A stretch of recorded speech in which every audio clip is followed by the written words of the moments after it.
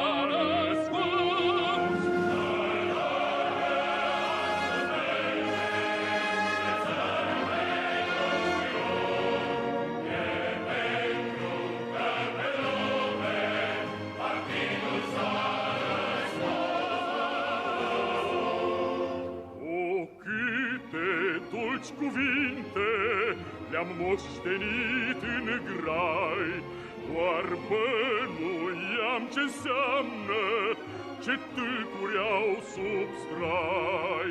Dar dacă astăzi tâlcul de plin l-am priceput, e pentru că pe lume partidul s-a născut.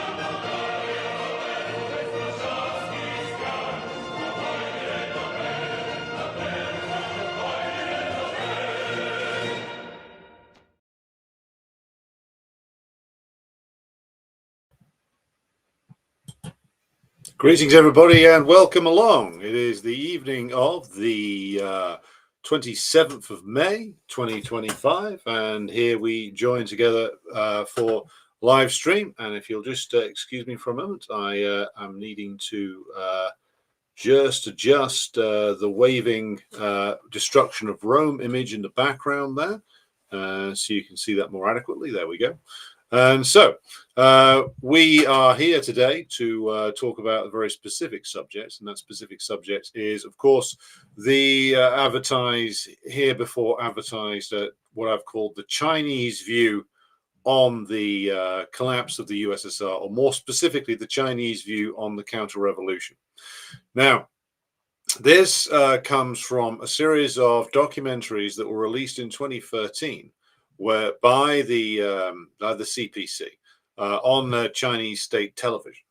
And what they represent, and this is one of the reasons why they are interesting, and if you want to watch them, I am uploading them to the Rumble channel bit by bit, so you can see these. What they make clear in this is that this is not just a documentary, it's the considered view of the leadership of the CPC. So it is the view of the Xi Jinping's era leadership. Chairman Xi began his tenure as General Secretary around about the 2013, and this documentary was produced quickly afterwards. And it makes clear throughout that this is the view of the CPC leadership. And the very interesting thing about it is how similar this view is to our own, that is, those of us anti-revisionist communists in the West, who have been saying a lot of these things for many years. And it would seem that the CPC leadership, given that that is who put this together, do agree with us on this point. Very interesting to see that. And it's interesting also to get what is clearly the view of the leadership expressed at the end of the 6-part documentary series. Now, I'm not going to go exhaustively into every detail of the documentary, because much of it is stuff that we know. However, the Chinese researchers quite plainly did a very thorough job investigating the conditions that led to the collapse and counter-revolution in the USSR, and had access to a lot of material and interviewees that we might not have. So there is some additional information here that I wasn't quite aware of, that I will come to in just a moment. So it's divided into 6 parts. As I said, I'm going to be uploading the whole thing to the Rumble channel, so check back on that. The first part's up there already. So they're divided into 6 parts. Part 1 dealing with Gorbachev's introduction of a so-called multi-party system, which we discussed before, but I'll go back into the details of that in just a moment. Episode 2 deals with economic reform and privatization. Episode 3 deals with the glasnost and what the Chinese term ideological sabotage. And Episode 4, foreign policy and so-called new thinking. Episode 5 deals with, excuse me a moment, reform process and for whom. And Episode 6 is the conclusion, the leaders of reform. And it is very interesting that this is absolutely excoriating, this documentary, when it comes to the Soviet leadership. It is every bit as damning to not just Gorbachev, but the Soviet leaders since Khrushchev, as it's every bit as damning as the original Chinese critiques of Khrushchev were in the early 1960s, which is very interesting, given that this is the considered view of the Chinese leaders. So let's get into it then. Now I'm just going to go through some interesting points from each of the episodes, and then I'm going to come to the conclusions that the documentary draws, which, as I say, should be seen as the considered view of the current Chinese leadership, which actually made me have a lot more faith in the current leadership is pursuing a revolutionary path, albeit in the Chinese context at the moment, than I did beforehand. So what they cover and the way that they set it up is that they start with the coming of Gorbachev.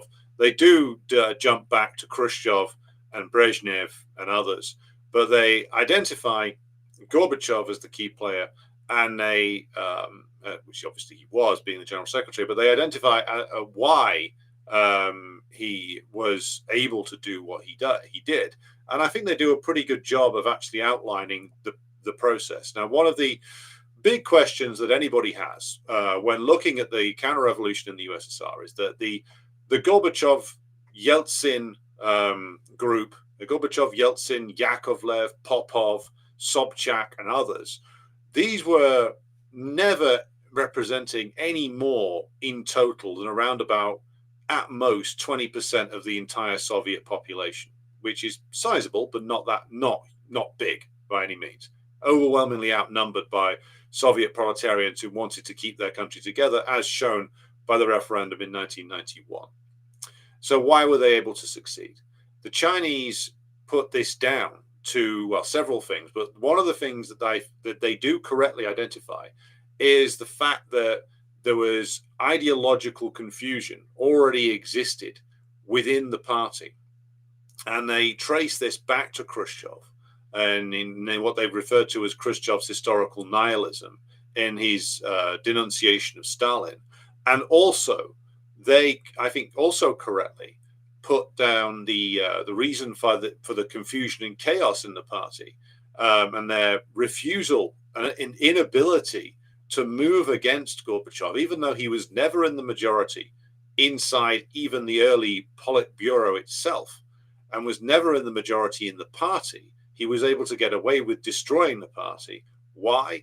Because after Khrushchev, the more and more power was centralized in the person of the general secretary. So that in the personage of the general secretary, under Khrushchev, then Brezhnev, and then later both Andropov, Chinenko briefly, but especially under Gorbachev, there was a centralization of power by the CPSU in the figure of the general secretary, and a draining of actual power away from the working class, a draining of actual power away from a lot of the regions. The interesting distinction between the Soviet Union and China is that the Chinese system is and has been, I think, from the earliest days, very, very decentralized.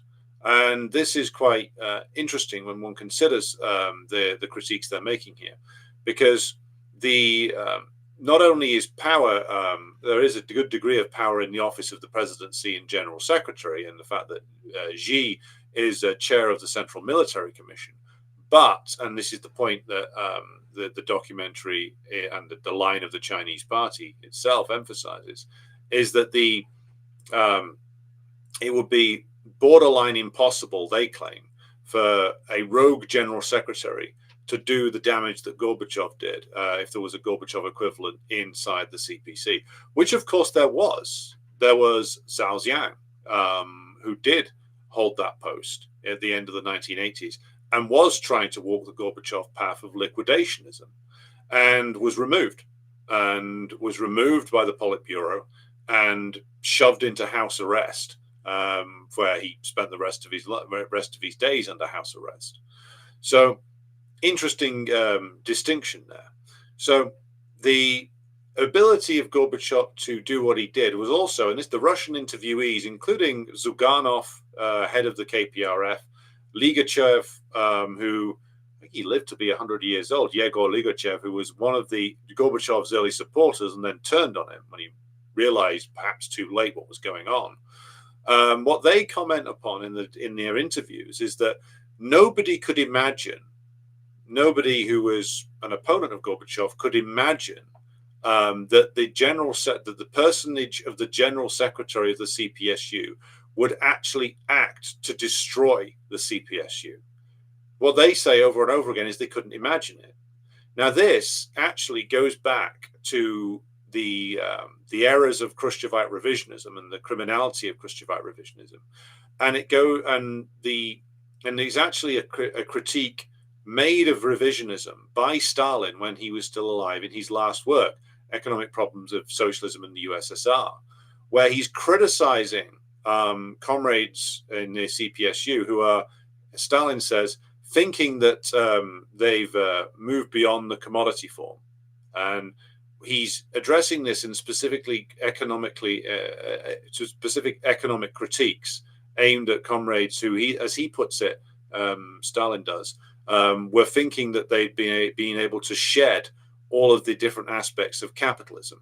And before Stalin, Lenin mentions that nobody should ever think that even after the first stages of socialism are built, that that there would not be the chance of restoration.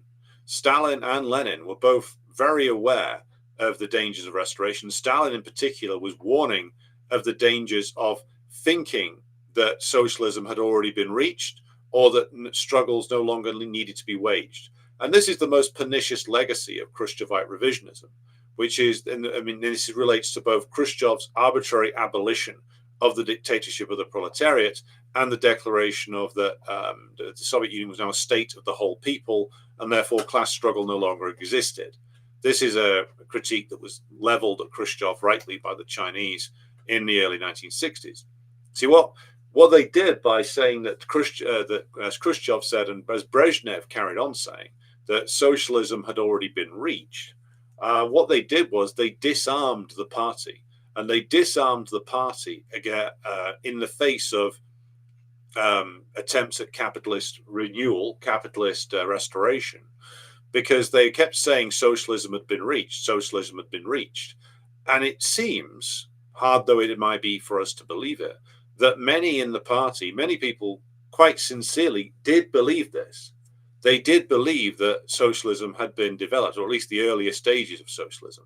Khrushchev wavered all over the place on whether communism was around the corner or not, but the party was emphatic that there was developed socialism in the USSR. And they didn't believe that, and they, because of course their study of Marxism-Leninism had neglected this quite deliberately. They didn't believe that there was a chance of capitalist restoration. They just didn't. And they didn't believe that the person that they'd elevated into the general secretaryship would use that power to destroy the Communist Party of the Soviet Union, destroy the Soviet Union itself, restore capitalism. They didn't believe it was possible, and they didn't know what to do when it became obvious. And by the time they'd worked it out, it was too late. It was too late. And so that what is covered in the first episode is that the thesis they set out, and it's one that I have come to agree with, is that Gorbachev and his closest collaborators, Yakovlev and others like Popov, later Sobchak, and Yeltsin. Yeltsin is portrayed as a rival to Gorbachev, but as the documentary, I think, very properly establishes, he was a collaborator of Gorbachev. Periodically, they would fight with each other, but mostly they were pushing in the same direction. Gorbachev started the process of capitalist restoration. Yeltsin finished it. So as I say, in the first part of the documentary, we're dealing with Gorbachev's introduction of the multi-party system, which was done, started off in 1988. And again, at each turn, you see that Gorbachev, not just people like Yakovlev, who it is very well established by this stage, was recruited by the CIA in the early 1960s and had been an active agent of the US imperialism within the Soviet Party ever since he was sent to the USA to the University of Columbia. And that was in Fedor Kryuchkov's KGB files, which Kryuchkov revealed after the fall of the Soviet Union, that Yakovlev had been a long-term CIA agent, and that this was revealed to Gorbachev, who told Kryuchkov to drop it, basically. So Gorbachev, from the earliest stage, declared privately that he wanted to destroy the rule of the party and that he wanted to end the party's power. And Yakovlev was employed for this purpose. And the way they did this was they needed to manufacture a state-ending crisis within the Soviet Union.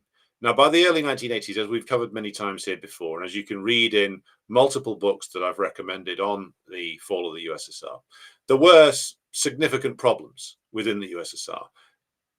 Central to them was a series of economic problems caused by failed economic policies pursued by Kosygin and others, attempts at restoration of capitalist norms in production, the growth of bourgeois tendencies in the party, the growth of open capitalist restorationist tendencies or veiled restorationist tendencies in the party, the growth of a criminal black market underworld within the Soviet Union, linked to certain individuals within the party.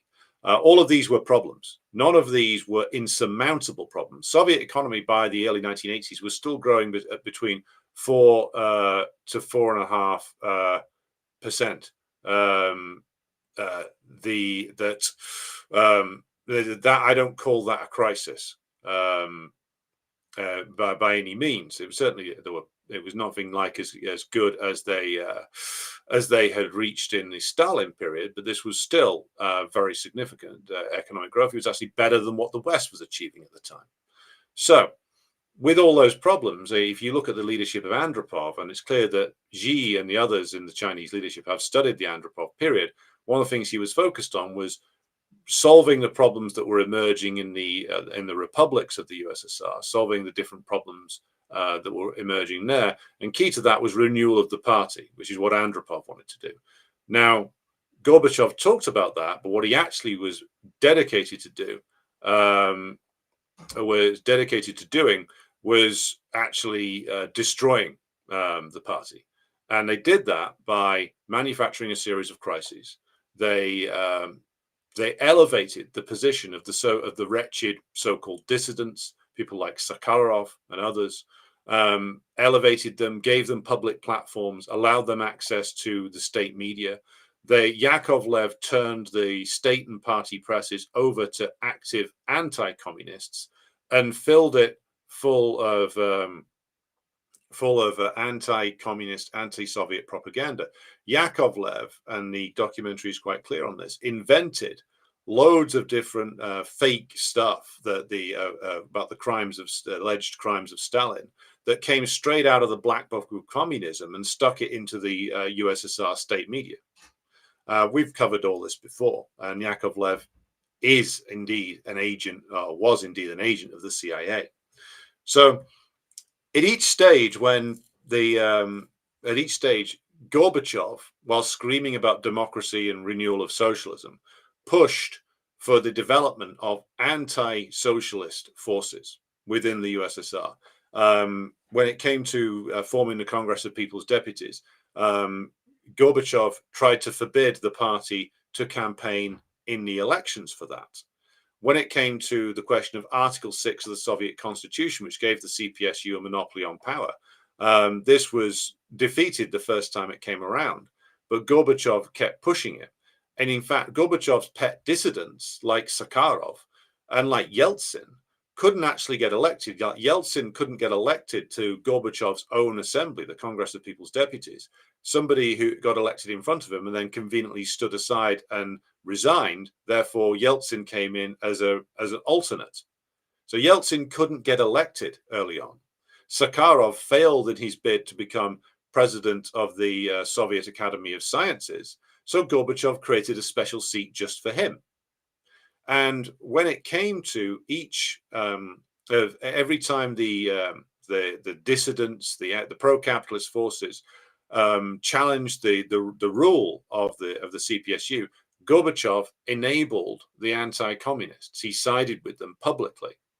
So this is what the documentary emphasizes. We've looked at this over and over again. This is something we know very much that we've looked at before.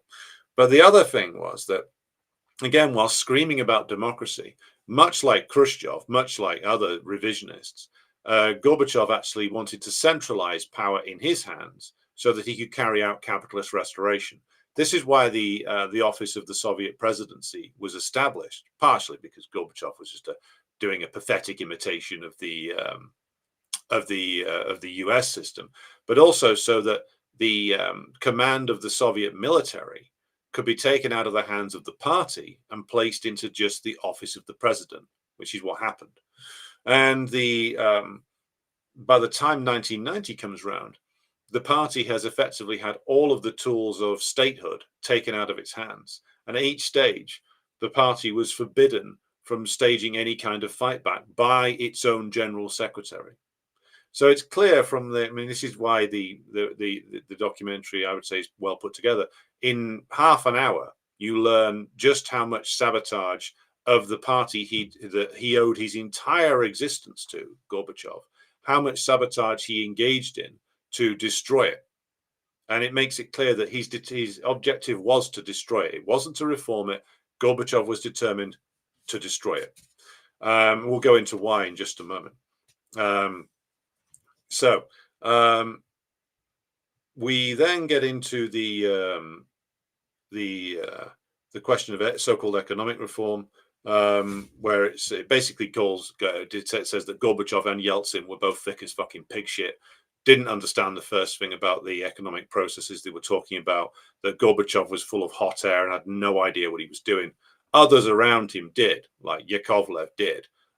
He had no fucking idea. And he basically put things together in such a way that were guaranteed to cause a total collapse of the Soviet economy. Now, one of the things that comes out in this is that the so-called democratic group, like Popov and Sobchak and others, when it came to creating a crisis, they actively went out of their way, using their influence within the Soviet state, to create food shortages in the late 80s in Moscow itself, to fuel the sense of crisis. So there wasn't actually a food shortage in the country.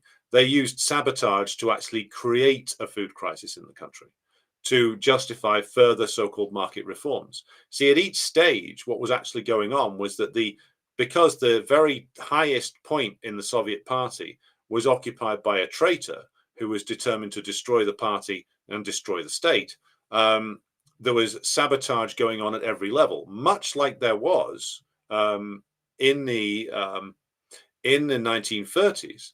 Remember all of the Moscow trials and the purges of the 1930s, denounced by the bourgeois and by the Trotskyites and later the revisionists, because there were the Soviet authorities said at the time there were people within the party and within the state who were carrying out huge acts of sabotage, both in agricultural and industrial production. Well, this is exactly what happened in the 1980s. This is exactly how the Gorbachev group proceeded. They and their collaborators actively sabotaged the Soviet economy to create food shortages in the capital city itself, Moscow, to fuel a sense of crisis, to push people further into siding with Yeltsin and with Sobchak and others, to demand more market reforms, as these were being presented as the answer. Look at the shit. Look at the empty shelves. They would say this communist system isn't working anymore. But it was them. I mean, let's admit that there were obviously problems with it, but they were as the documentary notes, the essentials of life were being covered even up to the middle 1980s.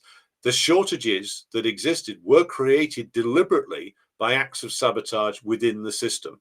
That is well established now. This was admitted to in minutes that the documentary makers uncover by that were the minutes of the democratic so-called opposition group. They minuted one of their leaders, Popov, saying we must create a crisis in Moscow. We must create a supply crisis, and they did, using their corrupt connections in the party. So all the things that the Soviet leadership in the 1930s were talking about with regard to the acts of sabotage, the internal subversion, the constant attempts by the West to develop a fifth column of traitors who would sabotage and destroy the party and the state. Well, the West didn't stop doing that. The imperialists didn't stop trying to do that. What happened was they went full bore for it in the 1980s, and because the leadership of the party was in the hands of it fell into the hands of traitors, they were able to get away with it because at each stage where they could have been stopped, and they could have been stopped at various different stages had the leadership been committed to upholding the Soviet system, not destroying it, they were allowed to carry out these acts of sabotage. Whereas in the 1930s, the leadership were revolutionaries who were firmly in touch with the masses. Therefore, they were able to mobilize the masses in support of mass industrialization, and also mobilize the masses against the traitors in the fifth column and have them hauled up on trial and deservedly executed, which, by the way, should have happened to Gorbachev. The more you learn about this guy, the worse it looks. So the other point here, there are a few things to emphasize, is that that in the so-called glasnost and perestroika, the overall aim there was to actively ban or destroy and then ban the study of Marxism-Leninism. So Marxism-Leninism itself was banned as a university subject in 1989. In 1988, the Soviet government ordered all history books to be destroyed and replaced with anti-communist history books. So again, this is the leaders of the Soviet Party actively taking up, just as Khrushchev did in a smaller way, but in a much bigger scale. It's the leaders of the Soviet Party actively taking all of the crap that was produced by Trotsky and all of the anti-communist dissidents and all of the CIA myths and putting that into the history books, which they were to teach Soviet children. They were teaching the next generation to hate and despise their own country and to worship the West. That's what they were doing. And that came directly from Gorbachev, Yakovlev, and others. And eventually, of course, it leads to Marxism-Leninism itself being banned and driven out of the university system. Now, I knew quite a lot of that before, but the other point is that just on this, the famous letter from Nina Andreeva in the late 80s, where she expressed, where I think that the translation of the title is "I cannot forego my principles," where she wrote a letter that was published defending Stalin. Gorbachev, of course, threw a shit fit about this, but in actual fact, there was very widespread support for her beliefs amongst the proletariats in the Soviet Union, not amongst the pro-capitalist clique, of course. Now, the episode on foreign policy and new thinking is one that I found the most enlightening, because again, we see conscious acts of sabotage being done to destroy the Soviet system, including, of course, in 1988, the Soviet government destroyed censorship, their own censorship. They not only allowed Radio Free Europe and Voice of America and Deutsche Welle and BBC to broadcast without interruption, they stopped jamming them. Stopped jamming the channels inside the Soviet Union. So they allowed unfettered access of the population to the propaganda of the West. But they also, as we've already covered, converted the entire Soviet media system into echoing the propaganda of the West. And that Gorbachev kept banning, and Yakovlev kept banning the right of the Soviet Party to even respond to this. This is it's quite remarkable when you think about it, but then when we get to the reasons why, you'll understand. Now, one of the things I did not know, and this is something that, of course, a certain Mr. Ritter doesn't like to mention, was that one of the big things that was talked about Gorbachev's great achievements was that the nuclear missile treaties, and the nuclear missile treaties that were signed at the end of the 1980s were meant to give joint access to the Soviet and American military bases, so that each side could inspect the others. What the Yazov, the former Minister of Defense of the Soviet Union, said in a later interview was that the Soviet officers only got to go to 4 US facilities, 2 bases and 2 factories inside the continental United States. So that's very restricted access. Guess how many bases and factories that the Gorbachev leadership allowed the US to crawl all over at the end of the 1980s? The answer is 117. Almost every single major facility, they allowed US intelligence agents, because that's who they were.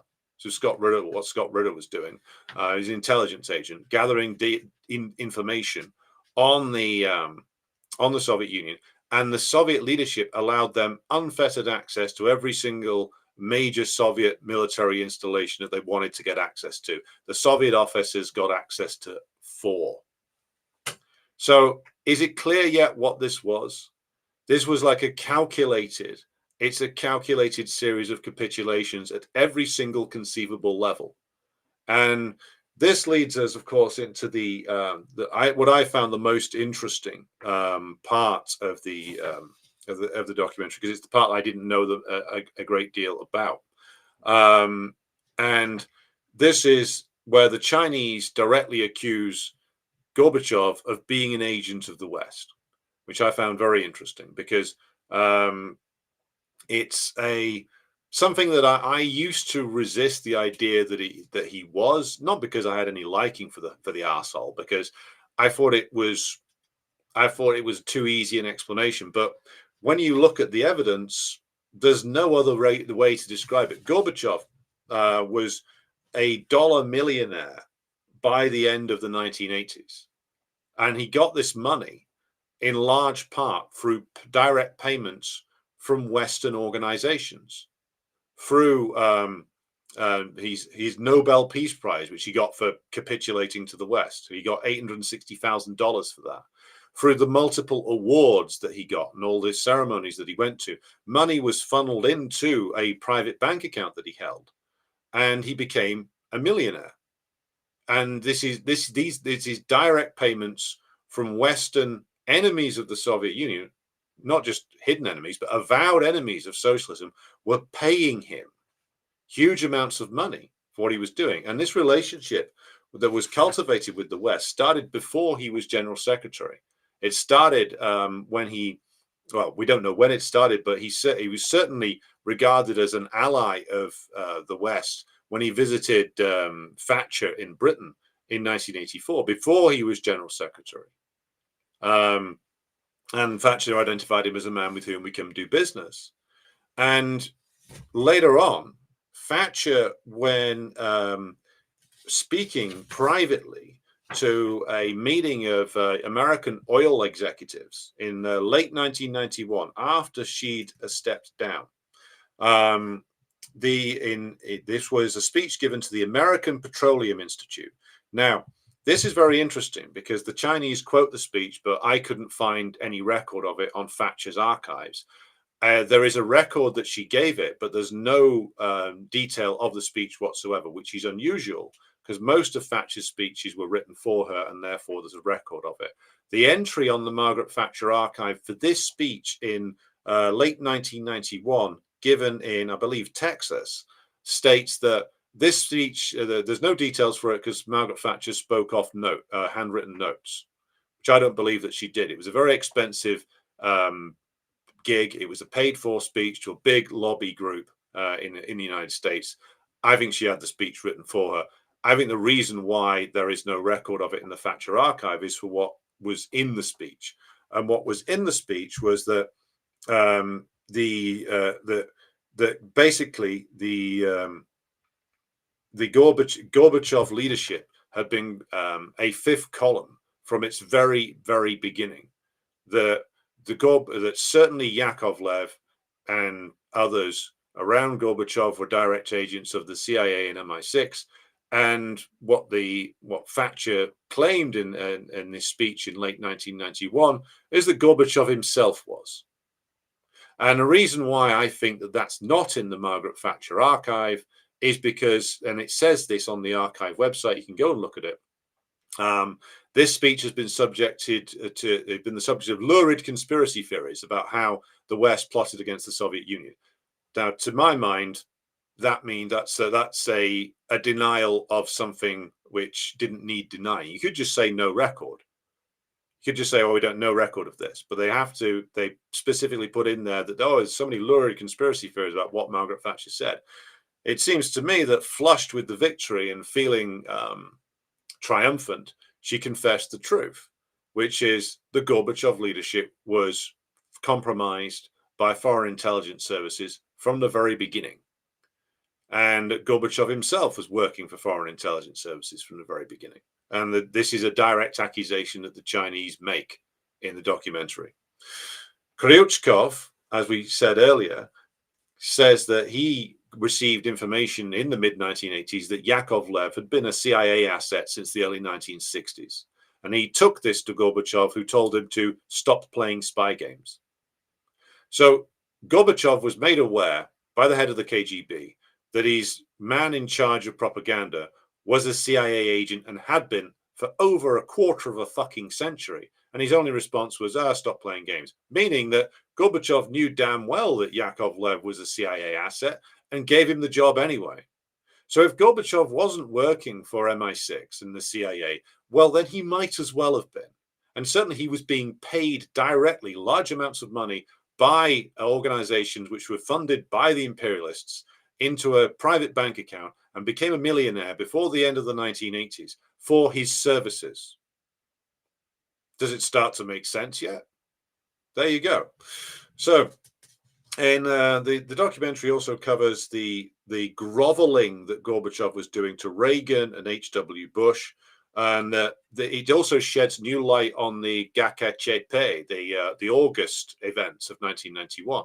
See, in March 1991, there was an all-union referendum, whereby 80% of the voters across the republics of the Soviet Union voted that they wanted to continue the USSR. Over 70% over 75% of Russians, over 70% of Ukrainians, and they voted to continue the union. Baltics had already declared independence, again encouraged by Gorbachev to do so, and allowed by Gorbachev to do so. But the rest, other than, and of course Georgia and Armenia also declared independence. The rest of the Soviet states voted to remain in a new union. Now, one of the reasons given by Yanayev, who was the leader of the state committee, the GKCP, the State Committee for the Emergency, that's the rough translation, for doing so, was that Gorbachev was working on this new union treaty, and this new union treaty was essentially going to dissolve the Soviet Union. That's why they acted when they did, poorly as it turned out, with not much of a plan and with a very confused attitude towards Gorbachev himself. What was not known at the time by outsiders, and is made clear in this film, is that Gorbachev was making commitments to the imperialists at the G7 meeting, which he was allowed to attend and given a pat on the head for being a good boy, was that in return for billions in loans to cover an economic crisis that Gorbachev himself had created, it was the imperialists who were dictating what was going to go into that new union treaty. The Americans and the British especially were telling him what to put in it. And so what they ultimately did was to create a situation whereby the dissolution of the Soviet Union was being dictated by the Soviet Union's enemies to the General Secretary, to the Soviet president. And he had accepted all of this because not just because he was a pathetic, groveling, servile piece of shit, even though that he fucking was, but he was their employee. And it becomes really obvious when you look at the transcripts released by the American side of the conversations between Gorbachev and H.W. Bush, where Gorbachev is groveling to him, talking about how much of a good servant he is of the United States, how much he's working with Yeltsin, how much better he is at working with the Americans than Yeltsin. It's not a relationship between two heads of state. It's the relationship between an employer, George H.W. Bush, and an employee of a regional management team, Gorbachev. So it was the Americans and the British imperialists who were dictating what went into that new union treaty. And that is part of the reason why the State Committee for the emergency stepped in, or tried to, and ultimately failed due to indecisiveness, lack of leadership, and failure to actually properly mobilize the masses to save the union, which could have been done, I think, still in 1991, had they actually been politically prepared to take the necessary measures. They weren't. These men were all cowardly, scared bureaucrats who had been promoted by Gorbachev himself, who owed their positions to him. And so when they realized what was happening, it was all too late. So, couple of other points. They cover the fact that the Bela-Vazaya Treaty was essentially a coup carried out illegally by Yeltsin and Khrushchev, Shoikovich and Kravchuk of Ukraine. Interestingly enough, Kravchuk later said that he regretted signing the end of the Soviet Union. If he'd have known what it would lead to, he would have cut off the hand that signed it. A bit late for that now. He's, of course, dead now. He dropped dead along with Gorbachev just after the special military operation started. So, other points that the documentary concludes by making 6 points, which I think is very useful for understanding the thinking of the Chinese leadership under Xi Jinping. Now, I'm going to read these out in full because they're very interesting. They conclude that the reasons for the collapse of the Soviet Union were as follows. 1, or what you must do to prevent a similar collapse in China. 1, we must always adhere to Marxism as our guiding principle and place great importance on the party's ideological and theoretical work. With the right theory, the party and the people of a socialist country have a brilliant future. With the wrong theory and contempt for dialectical and historical materialism, punishment is inevitable. Point 2, we must always maintain the party's distinct proletarian character and its purpose of serving the people wholeheartedly, always keeping close ties with the masses so as to uphold and continuously improve the party's leadership. Only by always working for the people and maintaining close ties with the masses can our party remain incorruptible, pure, and advanced and be able to govern for the long term. 3, we must always trust and rely on the people, fully promote democracy and strengthen supervision. As Mao Zedong said, only when everyone takes responsibility will the government endure. Point 4, we must always uphold reform and opening up and always adhere to the socialist direction of reform and opening up. The two must not be separated or opposed, and we must always focus on economic development as the central task, provided that large-scale war is avoided. Point 5, we must always uphold the dictatorship of the proletariat and the people's democratic dictatorship and remain highly vigilant against hostile forces and attempts at westernization and division. In the new situation, we must pay special attention to the new forms of westernization and division, such as financial manipulation by Western powers, ideological manipulation, infiltration by NGOs, use of the internet, and incitement of street politics. Point 6, we must always ensure the highest leadership of the party and the country remains in the hands of loyal Marxists and always place great importance on cultivating reliable successors for the proletarian revolutionary cause, generation after generation. So, what they are doing here is emphasizing essentially what the Xi Jinping era is all about. Now, if you paid attention to like what Xi has written and what his era of leadership has shown, is that they have enacted essentially what was starting to take place under Andropov in the Soviet Union. What Andropov was talking about doing was reviving the party in the way that that Xi Jinping was later to do in the PRC. And what this means was that the PRC leadership now have identified many of the core reasons why the Soviet Union collapsed. And it was the rottenness of the leadership core is absolutely central to that.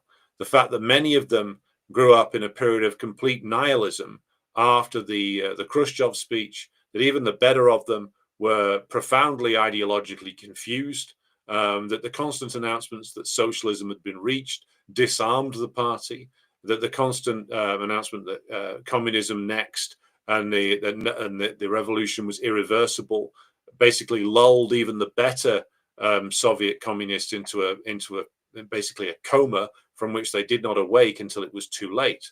And also that the top leadership should consist of actually the most highly developed Marxists in the party, and that this is something that the Soviet Union lacked. When you got people like Gorbachev, people like Yakovlev, people like Shevardnadze in key positions, these weren't Marxists by any stretch of the imagination. In fact, by the mid-80s, these people had all become anti-communists. And one of the reason why they talk about developing successors there is because this is what none of the Soviet leaders did. Like Brezhnev went on way too long. He should have quit years before he eventually died in office. But for various different reasons, due to internal politics, stayed nominally at least in place until like 1983, I think, 1982. And this didn't leave any time for the development of reliable cadres inside the party, and so you ended up with basically a series of clueless and ideologically underdeveloped people rising to the top, who essentially were all pro-capitalist. So this is again, like, I would recommend everybody watch these 6 documentaries. I would recommend that everybody watch them more than once, and they're actually a very good introduction for reading the books we've talked about on here before. So I'll upload all of these these documentaries onto the Rumble channel very soon, and so you can get to grips with those. Now I'm just going to run through some comments here. So what have we got? We've got hello to Arcane Eclectic, hello to Nikki, hello to Aldo, Slumbering Colossus, DE, Zain Mudassir, Working Prole Incorporated, Mo 1917, Irish Partisan, Jerry, TG Wilson. We've got also here Pavel Linovsky, who says, I'm joining the summer camp of the Communistisch organization in Germany. Oh, well, excellent stuff. We've also got Chandler, Ash, Carter Mann, Enigma, Abtin. Apparently, Jamal Thomas uttered Lenin was sent to destroy Russia by the West. Well, obviously, the man's got his head up his ass, quite frankly. If you still believe that fucking stupid bullshit, then you've been listening to too many Dumbo Russian nationalists, basically. Agricola says many geopolitical analysts to crying crocodile tears about the US wars still hold Gorbachev the hero liberated Russia from communism. Funny kind of liberation when it wipes out millions of the population, and even the current Russian government has to admit it was a disaster. And just to return to the question about that was asked yesterday, I think it might have been by Slumbering Colossus in the chat, about whether the USSR continues to exist legally. This was, of course, comments made by, I think it was the state prosecutor, senior state prosecutor in the Russian Federation. It was, I only read up on it today, so it was a more interesting comment that had been made than I originally anticipated. What it actually seems to relate to is that the illegality of the dissolution of the USSR could relate to the ultimate outcome of the Ukraine war, because it was Belarus, Ukraine, and Russia that signed the dissolution of the USSR, and if they had no right to do so, then in theory, a union between these 3 states never stopped existing, if we're going down that road. Now, nothing ever gets said by the Russian government that's by accident. I mean, nothing that Medvedev tweets or goes on Telegram about and rants and raves about, or appears to rant and rave about, is by accident. These are all calculated maneuvers. So why is the senior Russian official coming out and agreeing with the position of the KPRF? Could it be that one of the things they have in mind for ending the Ukraine war is to recreate a version of Ukraine bound into some kind of union treaty with Belarus and Russia? Not the Soviet Union, but some version of it that emerges and comes because this is the only way they're going to be able to guarantee that Ukraine is not pulled back into the Western orbit, is to essentially bind Ukraine into agreements with Belarus and Russia, and to form a union state, which was talked about in the 1990s but never followed through with. So this could be about the end of the Ukraine war, because if the establishment of the Ukrainian state in 1991 was actually illegal, if the dissolution of the Soviet Union, the way it was done by Yeltsin, Sheshkovich, and Kravchuk, was an illegal act, then Ukraine post 1991 is an illegal state. Of course, it means that The Russian Federation is also an illegal state. Funny thing, nobody was talking about that. But it could point to a way in which they seek to end the Ukraine war. Is an interesting one. Right.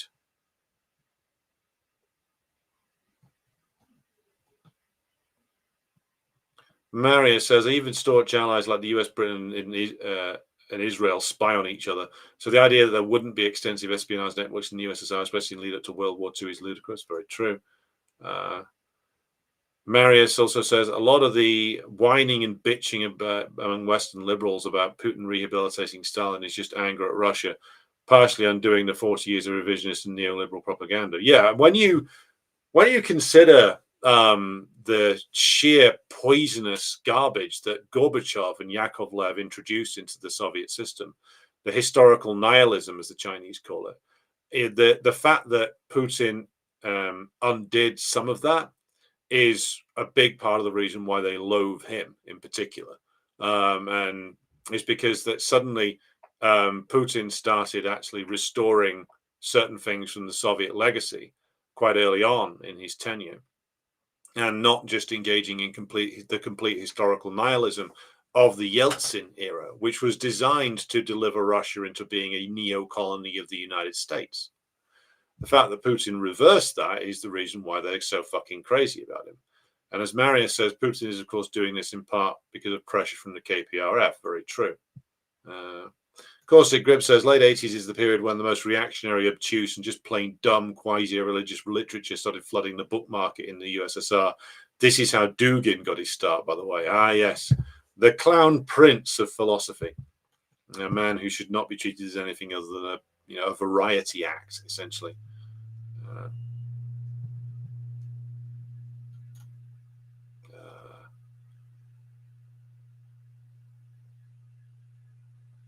Let's just go through some other things.